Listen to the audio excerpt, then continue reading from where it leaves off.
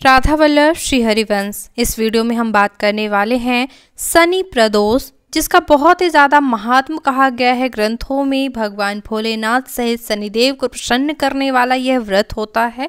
तो साल 2024 अप्रैल माह में किस तारीख के दिन मनाया जाएगा, किस समय इसकी पूजा करनी चाहिए, कैसे पूजा करनी चाहिए, संपूर्ण जानकारी आपको शनि प्रदोष के बारे में मिलेगी। जैसे कि कई लोग जो है वर्ष भर के प्रदोषों का व्रत अगर नहीं कर पाते हैं, तो जब भी साल में शनिवार के साथ प्रदोष पड़ता है तो वो केवल शनि प्रदोष का व्रत धारण करते हैं। तो दो तरीके से प्रदोष का व्रत किया जाता है। तो शनि प्रदोष का व्रत आप किसी भी मनोकामना के लिए कर सकते हैं।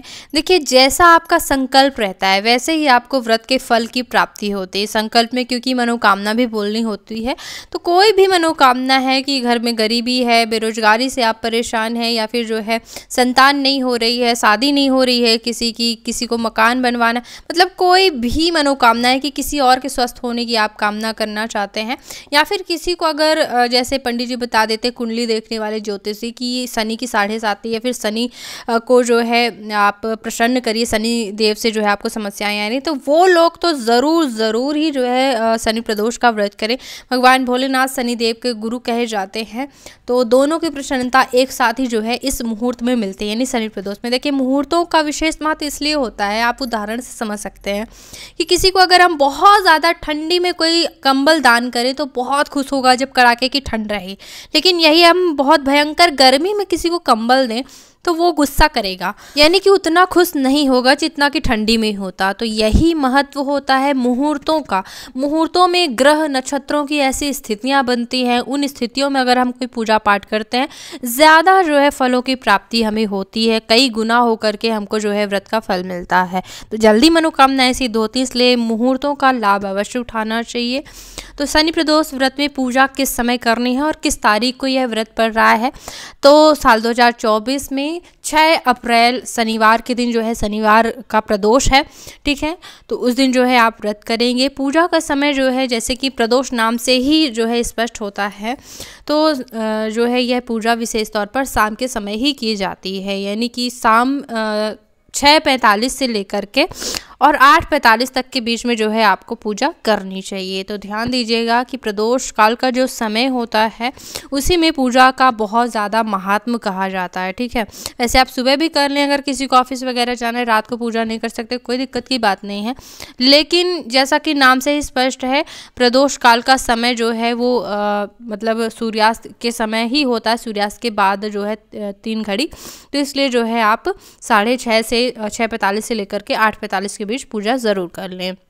अब क्या क्या करना है पूजा विधि में खास, तो भगवान भोलेनाथ को इस दिन काली तिल ज़रूर चढ़ाइएगा। सभी को पता है बेलपत्र अर्पित किया जाता है। एक बात ध्यान रख सकते हैं कि जितनी बार बेलपत्र चढ़ाएं, कि अगर आपको 5 चढ़ानी तो 5 बार शिवाय नमः ऐसा बोलकर, या फिर शिव ऐसा बोल करके जो है आप बेलपत्र अर्पित करेंगे, ठीक है। काली तिल ज़रूर अर्पित करेंगे।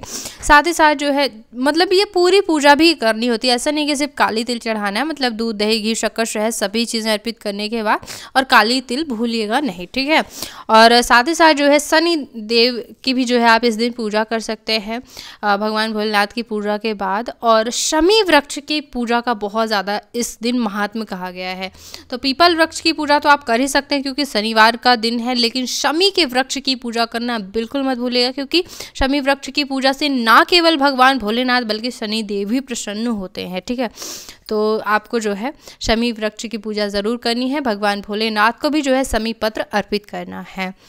साथ ही साथ शनि प्रदोष का यह व्रत संतान प्राप्ति के लिए भी बहुत ही ज़्यादा महत्व रखता है। अगर बहुत लंबे समय से परेशान है, संतान नहीं हो रही है, भगवान भोलेनाथ निश्चित ही मनोकामनाएं पूर्ण करते हैं, तो शनि प्रदोष का व्रत आपको ज़रूर करना चाहिए। आप चाहें तो शुक्ल पक्ष से भी शुरू कर सकते हैं, लेकिन शुक्ल पक्ष का शनि प्रदोष जो है वो अगस्त में पड़ेगा, ठीक है। तो आप अगस्त से भी शुरुआत कर सकते हैं। जैसे कि लोगों की मान्यता होती है कि शुक्ल पक्ष से व्रत शुरू करना चाहिए, तो आप वर्ष भर के भी व्रत कर सकते हैं। जिन्हें संतान की कामना है तो शनि प्रदोष से उठा करके और वर्ष भर के प्रदोष का व्रत कर सकते हैं। जो लोग केवल और केवल शनि प्रदोष का करना चाहते हैं तो वो जब भी शनिवार सहित प्रदोष आएगा तब केवल व्रत करते हैं। अलग अलग विधियाँ हैं, तो अपने हिसाब से जैसे सब लोग नहीं रह पाते हैं वर्ष भर के, तो केवल शनि प्रदोष का भी जो है लाभ पुण्य उठा सकते हैं और अपनी मनोकामनाएं जो है भगवान से कह सकते हैं। तो घर में मिट्टी के शिवलिंग बना करके या फिर मंदिर में जा कर के आप जो है पूजा करें। जब अगर मिट्टी के घर में शिवलिंग बनाएं तो भगवान का आवाहन कर लें पहले कि हे शिव शंकर जो है मैं आपका आवाहन करती हूँ, शिवलिंग में विराजमान होइए। फिर जो है षोडशोपचार विधि से, मैंने पूजा विधि के कई वीडियो दिए हुए हैं भगवान भोलेनाथ के, तो आप जो है दूध दही घी शक्कर से स्नान कराने के बाद यज्ञोपवीत अर्पित करें, वस्त्र अर्पित करें, चंदन और जो है भस्म इत्यादि अर्पित करें। जो उन्हें पुष्प प्रिय होते हैं, धतूरा के, मदार इत्यादि के, बेलपत्र, शमी पत्र, ये सभी चीज़ें, और अक्षत स्वरूप जो है काली तिल, अक्षत, चने की दाल, ये सभी चीज़ें जो है आप उन्हें अर्पित करें और फिर जो है भोग इत्यादि लगाएं। और अगर संतान प्राप्ति की कामना है तो भगवान भोलेनाथ को आप खीर का भोग लगा सकते हैं। खीर का भोग लगाने के बाद पति पत्नी दोनों जो है ग्रहण करें, निश्चित ही संतान प्राप्ति का योग बनेगा भगवान भोलेनाथ की कृपा से। व्रत में भूखे रहने के साथ सबसे ज़्यादा ज़रूरी जो होता है वो होता है भगवान का नाम जप करना, ठीक है। तो आपको पूरे दिन शिव शिव शिव इस प्रकार से नाम जप ज़रूर करते रहना है, क्योंकि व्रत भगवान के नाम जप करने के लिए, उनका स्मरण कीर्तन भजन करने के लिए ही किया जाता है। तो ये महत्वपूर्ण काम मत भूलिएगा। ना चोरी करना है, निंदा और छल कपट नहीं करना है, लोगों की बुराई नहीं करना है फ़ोन पे बातचीत करके, है ना।